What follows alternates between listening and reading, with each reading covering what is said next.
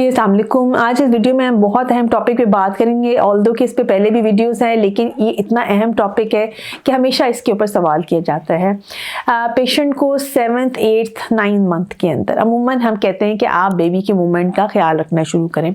इससे पहले हम ये बात नहीं कहते चूँकि बच्चा बहुत छोटा होता है और उस वक्त हम पेशेंट को स्ट्रेस आउट नहीं कर रहे होते। हाँ, अगर बिल्कुल मूवमेंट फील ना हो तो हम कहते हैं चाहे आप अल्ट्रासाउंड करवा लीजिए। लेकिन 7 मंथ के बाद, जब 7 मंथ का टाइम स्टार्ट होता है तो उसके बाद बच्चा वाइबिलिटी की एज में आ जाता है, यानी वो ऐसा बच्चा है कि अगर वो अंदर अफेक्टेड है तो उसको डिलीवर करा के बचाया जा सकता है। तो हम बेबी मूवमेंट काउंट करने का कहना शुरू होते हैं।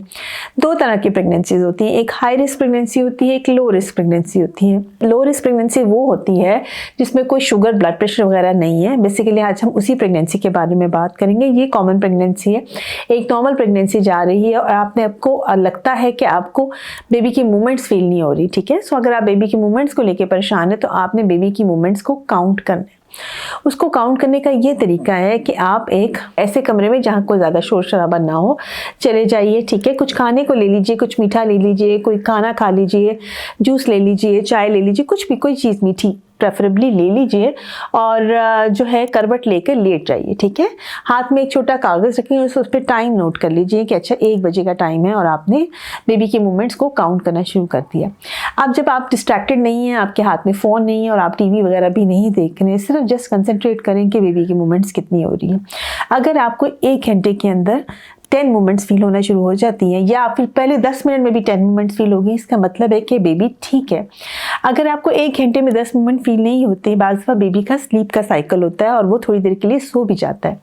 तो अगर 1 घंटे में नहीं फील हो रही तो नेक्स्ट 1 घंटे में भी आप ये बेबी की मूवमेंट्स को काउंट कर सकते हैं। 2 आवर्स में आपको बेबी की 10 मूवमेंट्स फील हो गई हैं, ठीक है। अगर वो स्लीप पैटर्न जाने के बाद बेबी की मूवमेंट तेज़ होगी तो भी ठीक है।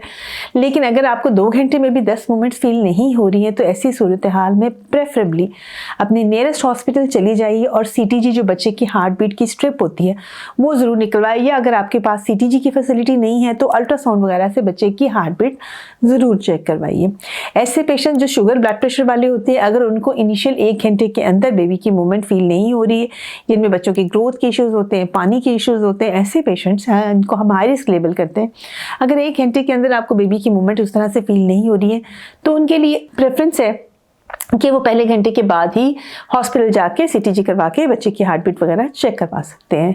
सो बेबी के मूवमेंट को लेकर आपने बहुत ज़्यादा परेशान नहीं होना, लेकिन जहां आपको माँ की परसेप्शन लगे, हर वक्त नहीं काउंट करना, लेकिन जहां आपको लगे ये कम है तो इस तरीके से आप अपने आप को सेटिस्फाई कर सकते हैं। बहुत शुक्रिया।